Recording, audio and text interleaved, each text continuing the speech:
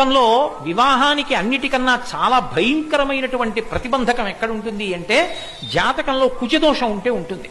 ఎందుకంటే కుజదోషం ఉందనుకోండి, వాళ్ళు మళ్ళీ కుజదోషం ఉన్న వాళ్ళనే చేసుకోవాలి తప్ప కుజదోషం లేని వాళ్ళని చేసుకుంటే ఆ భార్యాభర్తల్లో ఒకళ్ళు శరీరం వదిలిపెట్టేస్తారు, ఇక వాళ్ళకి దాంపత్య జీవితం ఉండదు. అందుకే కుజదోషం ఉన్న జాతకంలో ఉన్న వాళ్ళకి పెళ్ళవడం చాలా కష్టం అవుతూ ఉంటుంది. ఆ కుజదోషం ఉన్న వాళ్ళు మళ్ళీ దొరికి ఇద్దరు బాగా ఉండాలి సంతోషంగా. ఆ కుజుడెవరు? ఆయన పరమశివుని యొక్క కుమారుడే. ఒకప్పుడు సతీదేవిగా పార్వతీదేవి శరీరాన్ని విడిచిపెట్టినప్పుడు అపారమైనటువంటి తపస్సులో ఆయన ఉండగా అలసటకి ఆయన భ్రూమధ్యము నుంచి జలబిందు ఒకటి నీటి మీద పడింది. ఆయన యొక్క చెమట బిందువు ఉత్తినే పోకూడదు కాబట్టి దాంట్లోంచి 4 భుజాలతో పిల్లవాడు పుట్టాడు, ఎర్రటి రంగుతో. భూదేవి ఆ పిల్లవాడు ఏడుస్తుంటే చూస్తూ ఊరుకున్నావా అని దెబ్బలాడతాడేమోనని పాలిచ్చింది.